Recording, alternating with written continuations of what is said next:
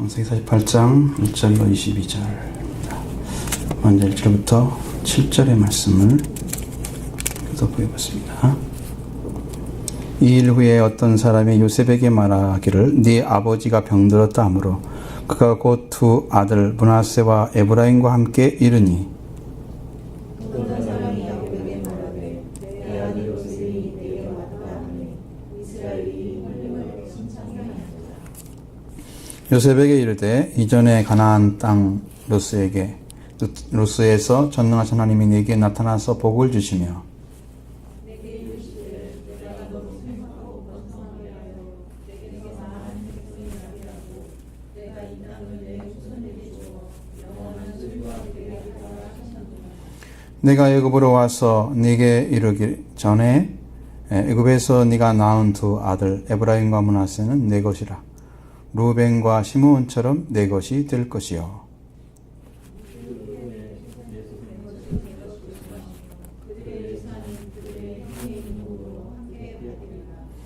내게 대하여는 내가 이전에 바단에서 올 때에 라헬이 나를 따르는 도중 가나안 땅에서 죽었는데 그곳은 에브랏까지 길이 아직도 먼 곳이라.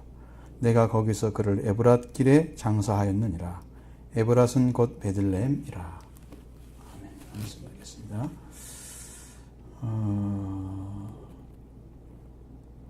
야곱이 지금 뭘 깨달았냐면 자신이 살아야 할 곳이 어딘가를 알았습니다. 자신이 살아야 할 곳. 이제 참 사람이 뭐 누구나 다 겪어야 될 일인 것은 틀림이 없는데 야곱도 이제 임종의 때가 왔습니다. 그 길 세월들이 지나갔죠. 그래서 어떤 사람이 네 부친, 네 아버지가 병이 들었다 이렇게 얘기를 하죠. 그래서 요셉이 두 아들 므낫세와 에브라임을 데리고 아버지 야곱에게로 달려갔습니다. 요셉이 온 것을 알고 야곱은 힘을 내어서 침상에 앉았습니다. 그리고 이제 입을 열어서 무슨 이야기를 하냐면은 하나님의 축복에 관한 이야기를 합니다. 가나안 땅 루스에서 베델죠. 하나님으로부터 받았던 약속의 말씀, 그걸 이야기해 주는 거예요. 사람들에게 참 남겨져야 할 가장 중요한 것은 후손을 향한 하나님의 약속 말씀입니다. 후손들이 그걸 받게 되면 힘이 있겠죠. 하나님이 내 가족에게 이걸 남기셨구나, 내 가문에 이걸 남기셨구나, 이렇게 전해줄 수 있는 말씀이 선조에게는 있어야 됩니다. 그래서 하나님은 야곱과 그 후손들에게 이제 애굽에서 땅을 주신 것이 아니고 가나안 땅을 주셨다고 말씀하고 있습니다. 가나안 땅만이 야곱과 그 자손들이 소유할 땅이다. 그곳에서 번성해야 할 땅이다. 이렇게 말씀하시는 거예요. 야곱은 그것을 알았다는 거예요. 우리가 어디에 살아야 할까를 정확히 모르면 방향 제시를 못해요.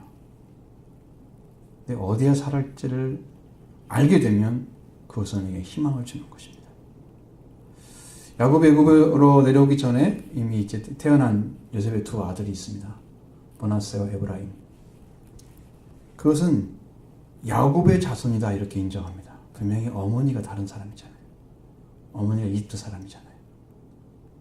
그런데도 자기 자손처럼 내 것이라고 인정합니다. 내 것. 어떤 분은 이걸 내 것이라 그러니까 이것은 뭐라고 하냐면 야곱의 아들로 받아들였다 이렇게 말씀하고 있어요. 그래서 야곱이 낳은 아들이 12인데 에브라임과 므낫세가 합쳐지면 몇입니까? 14이 되잖아요. 그 12지파가 아니고 14지파가 돼요. 다른 데 가면 전통적인 12지파를 지키기 위해서 두 지파를 빼는 경우가 하나씩 있습니다. 성경에 보면. 계시록 같은 데는 틀림없이 12지파 맞추기 위해서 두 지파가 빠졌어요. 그런데 거기에는 12지파란 말을 사용하지 않습니다. 우리가 사용하고 있는 말입니다. 거기는 이스라엘 지파 중에 루벤에게 1만 2천이란 말씀. 그렇게 해서 출발을 하는 거예요. 이스라엘 지파 중에서. 제발 12지파 중에 이렇게 말하지 않습니다. 그러니까 다 제외시켰다, 뭐 단지파 제외시켰다 그런 얘기 하지 않아요. 성경은 그런 식으로 빼놓지는 않았어요. 단에서도 하나님의 백성들이 나왔겠죠. 그렇게 빼올 수 있는 것이 아닙니다.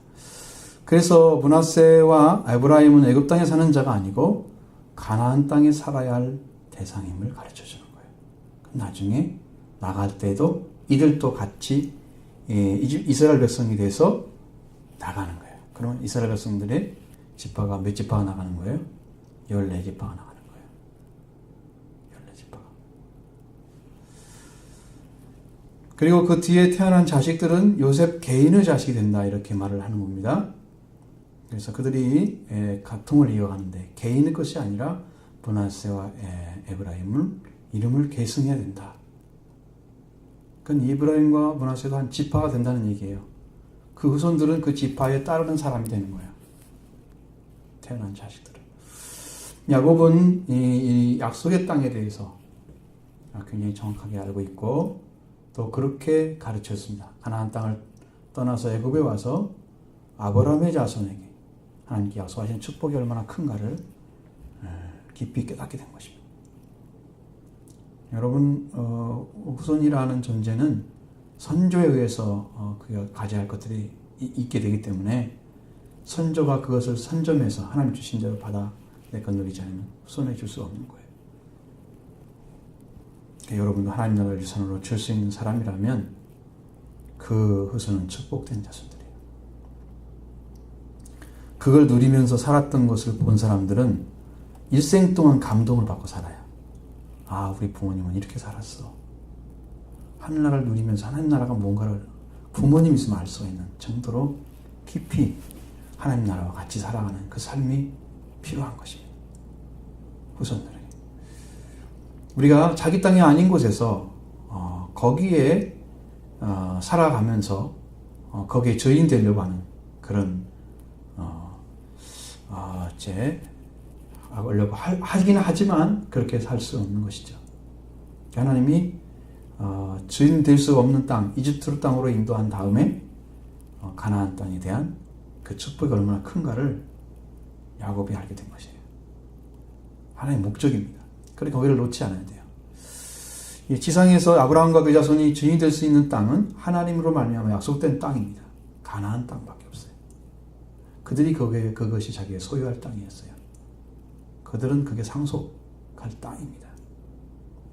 예수님의 재림도 예루살렘에 가까운 데서 오신다고 그래서 서가라사 같은 데 보면 예수님 오시다고요. 예수님 오심도 거기에 돼 있죠. 재림도 거기로 오셨죠. 하나님도 거기에 계셨죠. 하나님이 이걸 두시는 곳이 시온산 예루살렘이었잖아요. 그러니까 하나님이 거기에 주목하시고 그 땅을 통해서 인류를 구원한 요사를 행하신 것이 바로 이스라엘 땅인데 거기서 중심이 예루살렘입니다. 그래서 예루살렘을 사랑하는 자는 복이 있다. 예루살렘, 하나님의 교회가 있는 곳, 성전이 있는 곳을 사모하는 자에게 복이 있다고 가르쳐줘요. 가나안 땅을 가야 된다는 거예요. 이 지파들에게, 저 지파에게. 그러니까 그 땅을 등 돌리고 애굽 땅에서 온 것을 뼈아프게 생각하는 거예요. 마음이 굉장히 아팠다는 사실을 가르쳐줍니다. 야곱의 마음에도 새로운 땅에 대한 그 믿음의 눈이 열려졌습니다. 8절부터 22절의 말씀.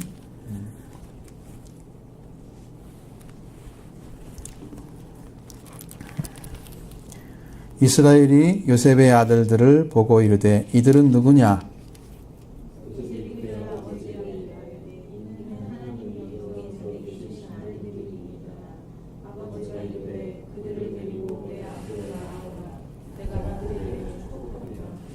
이스라엘의 눈이 나이로 말미암아 어두워서 보지 못하더라. 요셉이 두 아들을 이끌어 아버지 앞으로 나아가니 이스라엘이 그들에게 입맞추고 그들을 안고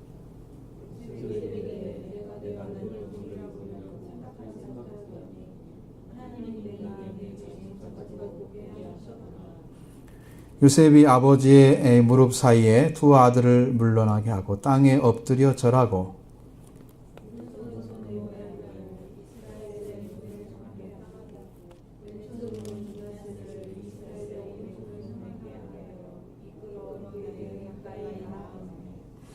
이스라엘이 오른손을 펴쳐 차남 에브라임의 머리에 얹고 왼손을 펴서 므낫세의 머리에 얹으니 므낫세는 장자라도 팔을 엇바꾸어 얹었더라.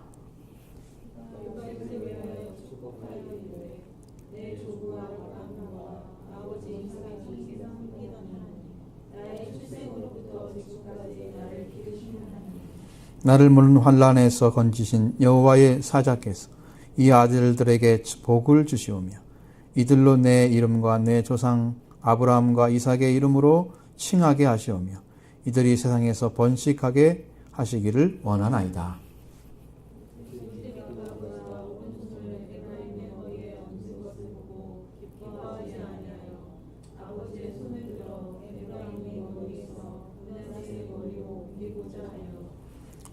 그의 아버지에게 이르되 아버지여 그리 마옵소서 이는 장자이니 오른손을 그의 머리에 얹으소서 하였으나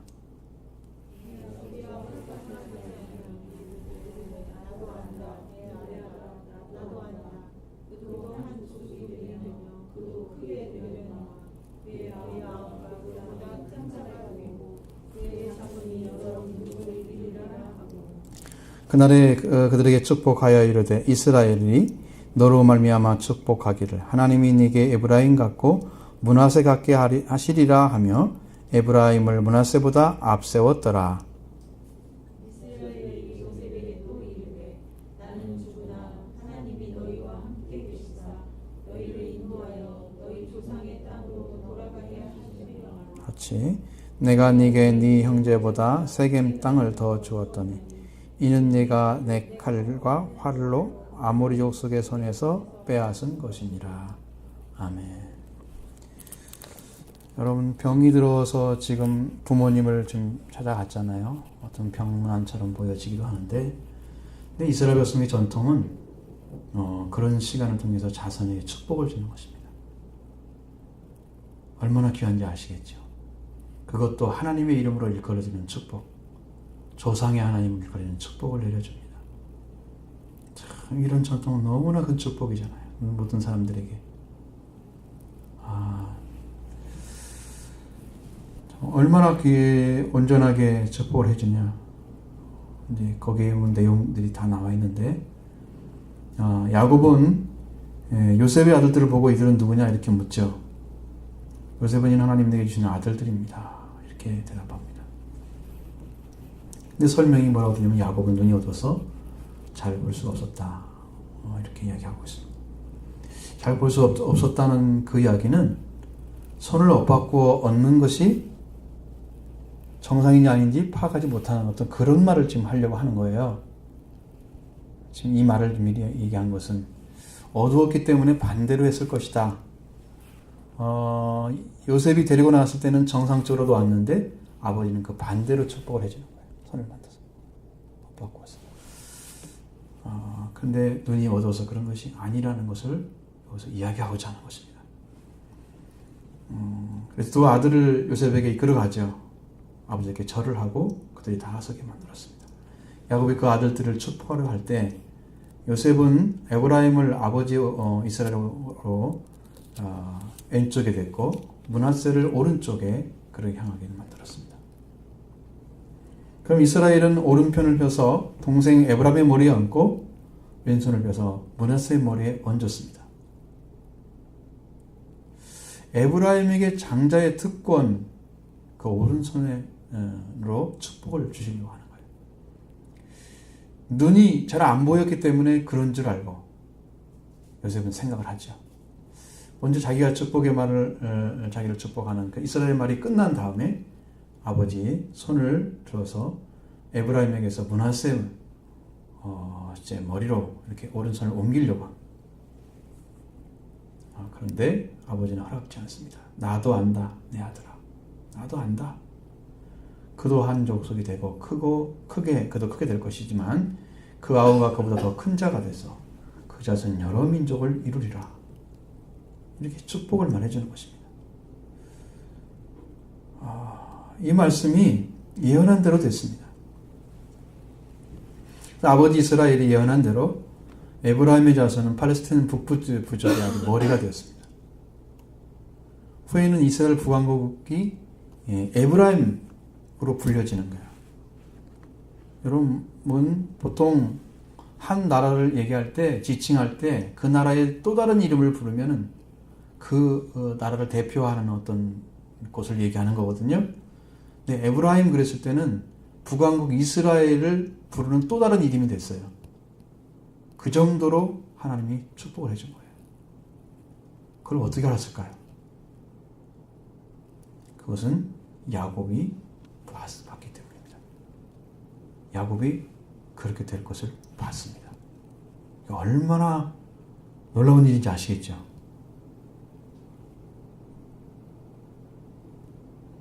그냥 줄 수 있는 게 아닙니다. 복이라고 하는 것은 정상적으로 축복을 해줄 때는 그 축복이 하나님께서 말씀하신 대로 이루어져요.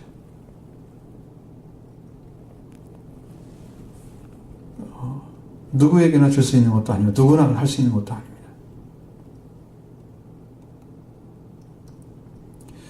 그러면서 나는 죽지만 하나님이 너희와 함께 계셔서 너희를 인도해 조상의 땅으로 돌아가게 하실 것이다. 이것도 예언입니다. 요셉이 죽을 때 예언을 하잖아요. 이것도 하나님이 주신 너희 조상의 땅, 가나안 땅으로 돌아가라고 얘기합니다. 이스라엘 백성들은 이 이집트에 살 사람이 아니라는 거예요. 자, 여러분들의 의식 속에는 지금 이곳에서 이 땅에서 살아가는 이 땅이 내가 살 곳이 아니라는 사실을 인식하고 하나님의 나라를 향해서 가는 거예요. 가나안 땅은 약속의 땅이에요. 오늘 신학적으로 가나안 땅은 약속의 땅.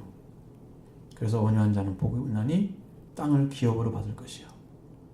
그 온유한 땅, 온유한 자가 받는 땅, 땅의 기업, 하나님의 나라 상속자가 되는 것입니다. 새로운 땅, 좋은 땅, 옥토, 그것이 새하늘과 새 땅입니다. 하나님이 예수를 통해서 완성시켜 놓은 새하늘 새 땅이 있습니다. 지금 그걸 가서 거기에 들어가서 살 사람들은 그 몸이 이 죽은 몸 가지고 못 갑니다. 예수님 안에 부활된 몸을 가지고 가야 됩니다. 여러분 예수님의 부활을 은혜를 입었어도 어떻습니까? 우리 몸은 죽어서 썩을 몸이잖아요. 여러분 예수님 믿고 부활체를 가졌다고 하는데 지금 여러분의 몸이 천국에 살 몸으로 바뀌었습니까? 예수님 믿고 난 다음에 육체 그대로 있죠. 이 몸을 가지고 영원히 살 수 없는 거예요. 이 몸은 병들고 죽게 만들어진 몸이잖아요. 예수님 안에 있습니다. 부활체가. 그건 여러분 영적으로 예수님이 여러분의 구조가 되시면 와 있어요. 이미 여러분 거룩한 몸으로 만들어져 있습니다. 부활체로. 그걸 가지고 하는 거예요. 그래서 그 거룩한 땅, 가나안 땅을 이스라엘 백성들이 찾는 것은 조상들이 전해준 땅이기 때문에 그런 거예요. 조상들이. 그들은 굉장한 축복의 민족입니다. 사실상 인류 역사상 하나님이 그들을 붙들고 그들과 함께 거니시면서 같이 가시면서 그 백성의 주인으로 계시고 그들에게 그런 축복을 받은 민족은 지상에 없습니다. 딱 하나 이스라엘밖에 없습니다. 굉장한 민족입니다. 그들 자신이 굉장한 게 아니에요. 성경에 보면 하나님께서 왜 이스라엘을 선택했느냐라는 말씀에 대한 대답을 하는데 너희들이 너무 작고 미약하기 때문에 선택했다고 나와 있어요. 그러니까 그냥 우리가 보기에는 하나님의 선사 때문에 그냥 이스라엘 민족이 좀 위대하기 때문에 뭔가 좀 그런 것을 생각하잖아요.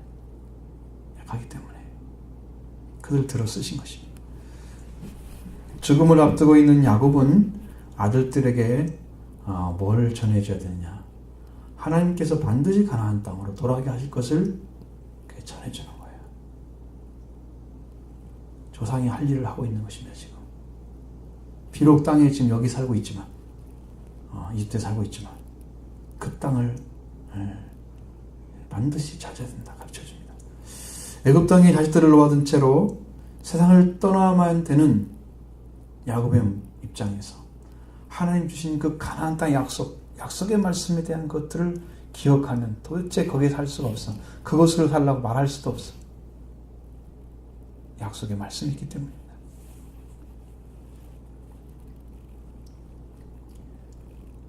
그래서 그 자녀들을 생각하는 거예요. 너희들은 그것에 꼭 가서 살아야 된다. 그래서 여호와 하나님께서 온전히 자식들을 지키시도록 그리고 위탁해주고 평안한 마음을 얻었기 때문에 바로 그것이 너희가 가져야 할 땅이다. 약속의 땅이다. 그걸 각인시켜주는 거예요. 마음속에. 여러분 하늘나라에 대한 소망도 여러분이 계속 말씀하는 이유는 그것이 여러분 안에 정말 어느 순간에 또 확 들어올지도 몰라요. 말씀이 강력하게 역사해 성령 역사에서. 여러분의 소망이 막 확 붙잡아지죠. 계속 말씀하시는 거에 대해서. 이유가 그거예요. 똑같은 성경이 또 있으면 모르지만 없잖아요. 똑같은 성경인데 계속 똑같은 말씀을 하는 거죠. 고난이 맞던 그런 오랜 세월 동안 걸어 살아온 야곱의 최후는 하나님으로부터 평안을 얻은 다음에 참 평안을 얻은 다음에 죽음을 맞이하고 있습니다. 그 굉장한 거예요. 49장에 들어가면 야곱의 축복이 나옵니다. 모든 족속에 대한 축복입니다. 이렇게 조상은 약속의 말씀과 그 다음에 축복권을 사용해서 자손들을 축복해주는, 자손들을 축복해주는 그런 은혜를 베풀 수가 있는 거예요. 부모의 자리입니다, 이것이. 이스라엘 백성들은 그냥 자연스러운 그런 일이었습니다. 그리고 이제 요셉에게 세겜을 주겠다고 이야기하죠. 이것은 내가 네게 네 형제보다 세겜 땅을 더 주었더니 이는 내가 내 칼과 활로 암을 요셉에서 빼앗은 것이라. 근데 이것이 말씀이 요셉에게 주었다고 그랬잖아요. 세겜을요. 나중에 성취됩니다. 세겜은 므낫세의 땅이 되고 요셉은 세겜의 장사되는 그런 일이 벌어져요. 실제로. 예언의 말씀이 이루어진 것이죠. 야곱이 한 것이.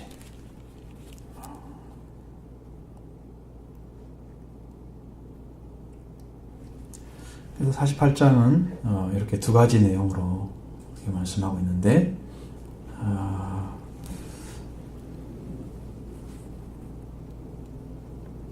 야곱이 이제 축복한 내용이 15절에 보면 요셉을 위하여 축복하여 이르되 내 조부 아브라함과 아버지 이삭이 섬기던 하나님, 나의 출생부터 지금까지 나를 기르신 하나님, 나를 모든 환난에서 건지신 여호와의 사자께서 이 아이들에게 복을 주시오며 그리고 이들로 내 이름과 내 조상 아브라함과 이삭의 이름으로 칭하게 하시오며. 첫 번째는 조부의 하나님으로부터 그 아들들에게 여호와의 사자가 복 주시기를 기도했죠. 두 번째는 아브라함과 이삭과 야곱의 이름으로 내 이름은 그랬으니까 내 이름과 내 조상 아브라함과 이삭의 이름으로 칭하게 되는, 그래서 그 지파에 들어오게 만드는 그 부류가 바로 므낫세가 되게 하고 이들이 세상에서 번식되게 하시기를 원하나이다. 두 가지를 말씀하시고 번식을 명령했죠. 자, 이것은 이미 요셉이 아버지가 이 손을 얹어서 이렇게 했던 것들을 돌이킬 수가 없는, 이미 이렇게 하고 복을 내린 다음에 이렇게 돌리려고 했습니다. 나도 안다 그러면서 그대로 축복해 준 거예요. 그분한테도 큰 자녀가 되지만 이게 큰 자가 될 거다 이렇게 말씀하신 거죠. 그래서 축복은, 큰 축복을 받는 것은 그릇이 큽니다. 성경에서 여러분들이 나타나는 성경의 말씀 안에 요셉이 야곱의 아들 요셉이 장자권 갖는 것처럼 실제로 땅을 2배로 받고 땅을 다른 집보다 2배 받는 거예요. 원래 장자는요 2배를 받아야 돼요. 그러면 원래 장자가 누구예요? 루벤이잖아요. 시몬 레이잖아요. 그들은 다 범죄인들입니다. 장자권이 유다로 내려갔습니다. 그런데 그러면 무슨 문제가 생기냐면 요셉이 장자권을 가지고 행사를 한다면 요셉의 후손에서 메시아가 나와야 돼요. 그런데 그렇게 안 했습니다. 하나님. 제가 요한계시를 읽어보니까 요한계시 4장에는 유다 지파의 다윗의 뿌리가 이겼으니 그렇게 나와 있습니다. 우리가 유다를 작게 여기면 안 되는 거예요. 왜 유다를 하나님 선택했느냐? 그것은 그 이스라엘 방법에 하나님께서 범죄한 자에게 장자권을 주지 못합니다. 안 하십니까? 장자권을 유다로 내린 거고 그 유다를 통해서 장자 역할을 시킨 거예요. 실제로 장자 역할이 일어났습니다. 유다 지파를 통해서. 실제로 일어난 거예요. 여러분 핏줄보다 정확한 게 어디가 있어요? 루벤이 범죄 안 했더라면 루벤 지파를 통해서 이 인류를 구원하는 메시아가 태어났을 거 아니에요. 그때 살 때 그 세상에서 범죄 한 가지를 인해서 그걸 빼앗기는 거예요. 축복을. 그래서 지금 생각하는 것은 우리가 일생 동안 자기를 지켜가는 게 참 소중하고 너무나 큰 축복이구나. 우리 자신들을 하나님 안에 사는 백성으로, 자녀로 지켜가는 것이 대단한 일이다. 그래서 여러분 구원받은 사람이잖아요. 구원받은 그 은혜를 지키기 위해서 여러분의 수고가 필요합니다. 그 작은 수고 하나하나가 합쳐져서 여러분의 일생을 구원받은 자로 살게 하는 거예요. 자기를 지켜가야 되니까 그래요. 예수님이 항상 하시는 말씀 중에 내가 잃어버린 자를 찾으러 왔다. 이스라엘 백성에게. 다른 데 가지 않았다. 이스라엘 백성 향해서 항상 오잖아요. 다른 백성에게 보내지 않고 이스라엘의 잃어버린 양을 찾으러 왔다. 예수님 그렇게 말씀하십니다. 오늘 예수님이 우리한테 오셔가지고 우리 교회도 언제 찾으실 것입니다. 과연 하나님의 백성이 지금 어디 있느냐 보시는 거죠.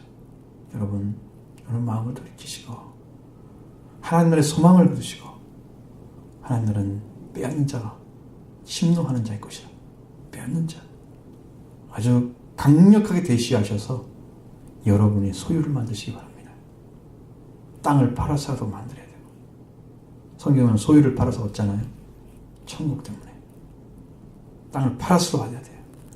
어떤 희생을 치르더라도 그걸 내 것으로 하는 것이 최고의 축복받은 사람이에요.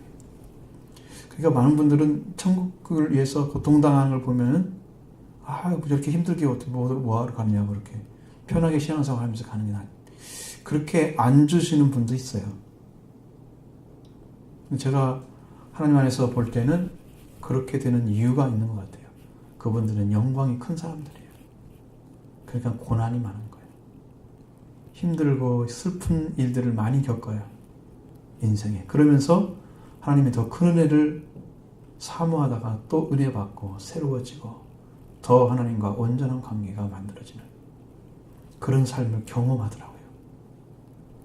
그게 더 큰 축복이죠. 큰 축복입니다. 그냥 평탄하게 잘 될 수도 있습니다. 그러나 우리가 이제 예수님 말씀하신 것처럼 두 가지 중에 하나예요. 예수님이 물고기 2마리 빵을 드시는 7병리어 5병리어 딱 보면 거기에서도 땅에 앉히는 사람들이 있어요. 잔디에 앉는 사람들이 있어요. 하나님 말씀을 가지고 열심히 수고롭게 일하면서 그것을 통해서 천국에 들어가는 사람이 있고 잔디에 앉아가지고 편안하게 가는 사람도 있어요. 여러분 무엇을 선택했는지 잘 모르지만 여러분이 하나님 안에 정말 더 큰 상을 원하신다면 그 나라를 향해 달려간다면 고난도 불사하셔야 됩니다. 환난도 불사하셔야 됩니다. 그때도 지나갈 것입니다. 그런데 그걸 통해서 내게 오는 것들이 하나님의 영광을 참여하는 것들이 왔다면 하나님의 영광을 얻는 자리로 내가 들어갔다면 그건 여러분을 달려가게 하는 아주 좋은 원동력이 됐습니다. 그런 걸 통해서 여러분 그런 것들 무서워하지 마시고 세상에 오는 것들 무서워하지 마시고 좀 담대하게 여러분 싸우시기 바랍니다. 군사와 같은 존재입니다. 그리스도인들은. 싸움이 없이 조용하게 평안하게 사는 것이 그리스도인의 모습이 아니에요. 성경은 그렇지 않습니다. 뭐 우리가 야곱을 통해서도 말씀하시지만 야곱이 뭐라고 아시죠?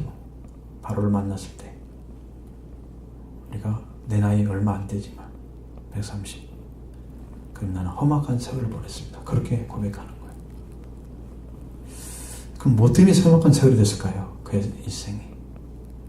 그것은 그의 삶의 방식이 순전히 빼앗는 방식이기 때문입니다. 야곱이라는 이름 때문에 그렇습니다. 야곱. 발뒤꿈치를 잡는 자. 그걸 내가 받아서 뺏어 와야만이 내 것 되기 때문에. 라반하고 싸움도 그거잖아요. 그렇게 그냥 그 서로 대적한 보이지 않는 그 싸움들, 그런 싸움이 이루어지고 있었어요. 그 삶 속에서. 그 성품이 어디 가요? 근데 그런 삶이 왜 왔느냐? 여러분 생각해 보면 창세기 28장에서 나타나는 하나님이 축복을 주시잖아요. 베델에서 천사의 사닥다리 나오잖아요. 사닥다리가 탁 나오고 천사가 오르락내리락 하는 그 꿈을 주시잖아요. 깜짝 놀라가지고 깨서 꿈인데 거기다 기름을 붓고 제단을 샀습니다. 그 베델이라 하나님의 집이다 이렇게 해가지고. 그럼 하나님이 약속의 말씀을 주시잖아요. 나는 네가 다시 돌아오게 할 것이다. 약속의 말씀을 딱 주십니다. 반드시 너를 지킬 거다. 그곳에서 두려움 속에 가고 있는 그 심정을 하나님이 다시 돌이켜서 살도록 하기 위해서 약속의 말씀을 주시는데 그는 거기서 하나님께서 나를 거기서 지내다가 돌아오게 해주시면 내가 나의 10분의 1을 당신께 드리겠습니다. 전체를 줘야 되는데 10분의 1을 준다는 거예요. 약속을 또 하는 거예요. 자기가. 하나님이 약속을 해주시는 대로. 그리고 보면 그 야곱은 하나님의 법이 따로 있고 자기 같은 게 또 따로 있어요. 그러한 삶을 그런 두 가지를 가지고 가는 사람들은 싸움이 있으면서 힘든 고생과 고통을 통해서 그걸 얻어가야 되기 때문에 그의 삶이 험악한 세월이 살았단 말을 자기가 표현하는 것은 자기 마음이 그렇게 살았다는 거예요. 여러분 아브라함도 많은 실수를 하고 살았지만 그런 축복의 길을 걸어서도 그런 이야기는 않잖아요. 안 하죠. 그러니까 여러분 기억하셔야 돼요. 나의 성품 때문에 험악한 세월이 아니고 하나님의 복음 때문에 여러분이 힘든 삶을 산다면 그것은 고난이 유익을 주기 위한 축복의 과정인데 그것을 여러분이 잘 받아들여서 여러분의 에너지로 삼으시고 순풍은 빨리 못 가잖아요. 그러나 강풍이 오면 키를 잘처럼 더 빨리 갈 수 있잖아요. 여러분 하나님 나라는 동력으로 삼으시고 힘든 과정 속에 반드시 승리해서 천국의 상속자 꼭 되기 바랍니다. 요한계시로 보면 이기는 자만이 하늘 나들어 하더라고요. 지면은 끝이에요. 그것을. 사실은 우리가 우리가 창세기부터 시작해서 졌기 때문에 우리가 고난을 당하는 거잖아요. 사탄이 졌기 때문에. 사탄의 어떤 고난을 주는 여러 가지 문제들이 또 사탄뿐만 아니고 그 예수 그리스도를 그 사탄의 역사와 같은 거지만 믿는데 고난을 주는 자들 그 모든 환경들을 다 이기고 정말 하나님 앞에 다 섰을 때 하나님 약속하신 말씀대로 이기는 자에게 이걸 상급으로 주겠다.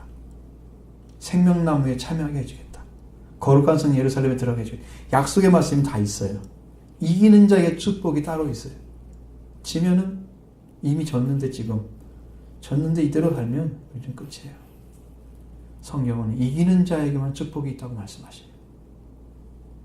지는 자에게는 축복이 없습니다. 그러니까 여러분 이기십시오. 승리하셔야 됩니다. 지면 안 됩니다. 여러분 예수님을 믿고 있어도 여러분이 다가오는 고난은 똑같다고 생각한다면 예수를 믿고 그 예수님과 함께 고난을 받으면서 여러분이 승리를 해갈 때 예수님의 승리가 여러분께 되면서 여러분의 신앙은 좀 더 언제나 성장을 가져가는 거죠. 예수님과 함께 가지 않는 사람들은 그 고난의 위기 속에서 어느 의지할 수 없는 그런 고통이 오게 되면 생명을 달리하는 그런 잘못된 선택할 수 있잖아요. 근데 그 고난 속에 승리할 수 있는 길을 하나님께서 열어주더라는 거죠. 그러니까 여러분은 그런 길로 가게 돼도 우리는 그런 삶을 살아야 됩니다. 교회가 이제 점점 여러분이 보다시피 정말 열심히 참여할 사람들과 안 사람이 나눠지는 것 같아요. 점점 보여지는 게 제 눈에는 이것은 이제 어쩔 수 없는 상황일 수도 있겠다는 생각이 들어요. 제가 받아들일 수밖에 없는 말씀 앞에 불순종하고 들었던 말씀들을 자꾸 뒤로 하고 인간적인 삶을 살아가는 사람에게 매달려가지고 일할 수 있는 시간이 그리 많지 않아요. 저는 기도는 계속하고 있습니다. 계속하고 있습니다. 한 사람도 그렇지 않고. 근데 문제는 그들이 돌아올 마음을 가지고 있느냐는 거예요. 신앙에 대한 그리움, 신앙에 대한 그런 새로운 도전, 신앙을 다시 찾고 싶은 그런 어떤 욕구들이 있어야 되는데 그것이 없다면 그냥 단절돼도 괜찮다는 거죠. 이런 삶을 살아가면 참 두렵습니다. 나는 생명이 달린 문제라고 생각하는데 그분들은 신앙생활 하고 안 하고 결정하나. 언젠가 어디서나 어떤 교회를 다니더라도 이 구원을 얻지 못하면 동일한 역사를 일어나요. 최고로 불쌍하고. 그래서 저한테 이제 여러분한테 이렇게 하는 것은 문제가 생기면 저한테 직접 오셔야 돼요. 이제는 말씀하시라는 거죠. 제가 여기 조보에도 몇 번 냈잖아요. 목회자가 하나 되어야 하나님 역사를 할 수 있다. 그렇죠? 간접적인 것은 제가 받지 않을 것입니다. 앞으로. 누구를 통해서 알아서도 저는 저한테 오지 않으면 그 일을 향하지 않을 것입니다. 그것은 그 사람의 살기 위한 방식이에요. 그저 뭐 힘들 때 좀 도와준다고 해서 도움이 되는 게 아니고 마음을 열고 좀 같이 하자. 도움이 필요합니다. 그렇게 했을 때 제가 솔선해서 도와주고 싶은 마음이 생겨요. 그런 마음을 여러분 읽으셔야 돼요. 그렇게 해야 하나님이 그의 가정과 삶을 지켜주십니다. 요청을 해요. 자기가 요청을 해요. 그래야 삽니다. 긍정적으로 자기가 바라보고 그걸 찾고 의지하고 만나려 할 수 있어야 돼요. 이런 것을 좀 생각하면서 여러분들도 신앙생활할 때 더 적극적으로 열심히 찾고 묻고 좀 기도하고 그러면서 계속 전진하면 하나님 여러분이 성장하면 더 많은 걸 열어줄 것 같아요. 제 생각은 그래요. 말씀을 제대로 찾고 있는 사람이 빠르게 예배를 드리고 있으면 성령이 강력하게 역사를 봐요. 정말 말씀이 필요한 그 순간에 하나님 성령이 일을 하십니다. 어떤 경우든 그걸 확신하고 있어요. 말씀을 많이 안 찾고 있는 사람들이 앉아있으면 하나님 성령의 역사를 성령이 일을 많이 못하십니다. 자기가 그걸 찾지 않기 때문에 여러분 강력하게 기도하면서 찾으셔서 여러분도 후손에게 그런 은혜, 축복을 남겨주십시오. 네? 그 자녀들이 딱 받고 이거 하나님 말씀에 엄마가 하는 말이 아니고 아빠가 한 말이 아니야. 하나님이셨네. 그리고 그 말씀을 지키면 잘 살면 그보다 큰 축복이 없잖아요. 그 후손은 어려움 당할 때 하나님 구하고 은혜 구해서 일어설 거죠. 대대의 축복을 받게 될 것입니다.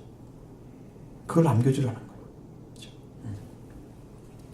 오늘 가운데 여러분 아름다운 믿음의 삶을 살아가시기 바랍니다.